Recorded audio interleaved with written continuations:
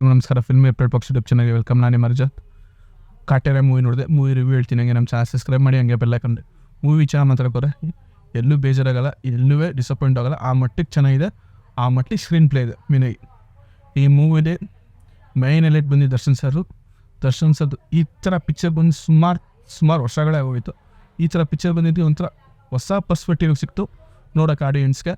ಹಂಗೆ ಎಲ್ಲರಿಗೂ ಮಜಾ ಕೊಡ್ತು ಪಿಕ್ಚರು. ಮೀನಾಗಿ ಈ ಪಿಕ್ಚರಲ್ಲಿ ಸಿಕ್ಕಾಬಿಟ್ಟು ಡೈಲಾಗ್ ರೈಟಿಂಗ್ ಸಖತ್ತಾಗಿದೆ, ನೆಕ್ಸ್ಟ್ ಲೆವೆಲ್ ಅಂತ ಹೇಳ್ಬೋದು ಡೈಲಾಗ್ ರೈಟಿಂಗ್.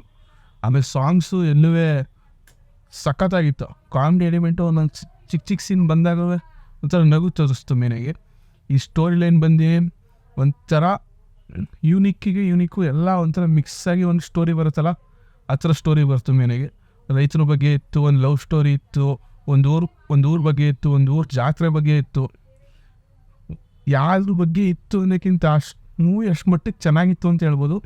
ಹಂಗಿತ್ತು ಮೂವಿ. ಇದರ ಮೇಲೆ ಕ್ಯಾರೆಕ್ಟರ್ಗಳನ್ನ ಇಷ್ಟಪಟ್ಟೆ ಮೇನಾಗಿ. ಏನಕ್ಕಂದರೆ ಹಳೆ ಒಬ್ಬರನ್ನೆಲ್ಲ ಹಾಕ್ಕೊಂಡು ಈಗಿನ ಜನ್ರೇಷನಲ್ಲಿ ನೀಟಾಗಿ ಒಂಥರ ಸಖತ್ತಾಗಿ ತೋರಿಸ್ತಾರಲ್ಲ, ಅದಕ್ಕೆ ಮಾತ್ರ ಚೆನ್ನಾಗೈತೆ ಅಂತ ಹೇಳ್ಬೋದು. ಮೇನ್ ವಿಲನ್ ಆಗಿ ಜಗಪತಿ ಬಾಬು ಅವರು. ಇನ್ನೊಂದು ವಿಲನ್ ಅವರೇ, ಕೊನೆ ಕ್ಲೈಮ್ಯಾಕ್ಸ್ ಒಂದು ಟ್ವಿಸ್ಟ್ ಬರುತ್ತೆ, ಆ ಟ್ವಿಸ್ಟ್ ನೋಡಿ ಸಖತ್ತಾಗಿದೆ, ಎಲ್ಲೂ ಬೇಜಾರಾಗಲ್ಲ. ಆ ಟ್ವಿಸ್ಟು ಇವರಾ ಅಂತ ಅನ್ಕೋತೀರ, ಆ ಮಟ್ಟಿಗೆ ಚೆನ್ನಾಗಿರುತ್ತೆ. ಈ ನೆಕ್ಸ್ಟ್ ವಿಚಾರ ಮಾತಾಡೋಕೆ ಹೋದರೆ ಡಿಸಪಾಯಿಂಟ್ ಅಂತ ನಂಗೆ ಏನೂ ಅನಿಸ್ಲಿಲ್ಲ. ಮೂವಿ ಚೆನ್ನಾಗಿದೆ, ಹೋಗ್ತಿರಲ್ಲ ಹೋಗಿ ನೋಡಿ ಅಂತ ಹೇಳ್ಬೋದು.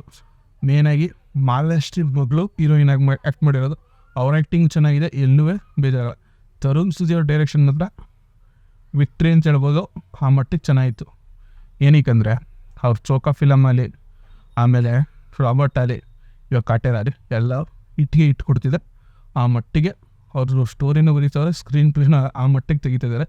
ಒಟ್ಟಿನಲ್ಲಿ ಚೆನ್ನಾಗಿತ್ತು, ಎಲ್ಲೂ ಬೋರ್ ಆಗಲಿಲ್ಲ. ಒಟ್ಟಿನಲ್ಲಿ ಈ ಮೂವಿನ ಥಿಯೇಟ್ರಲ್ಲಿ ಹೋಗಿ ನೋಡಿ, ಸ್ಟಾಪ್ ಪೇರಿಸಿ. ಹಂಗೆ ನಮ್ಮ ಚಾನಲ್ ಸಬ್ಸ್ಕ್ರೈಬ್ ಮಾಡಿ, ಹಂಗೆ ಬೆಲ್ ಹಾಕಿ ನೋಡಿ. ನೆಕ್ಸ್ಟ್ ವಿಡಿಯೋದಲ್ಲಿ ಸಿಗ್ತೀನಿ.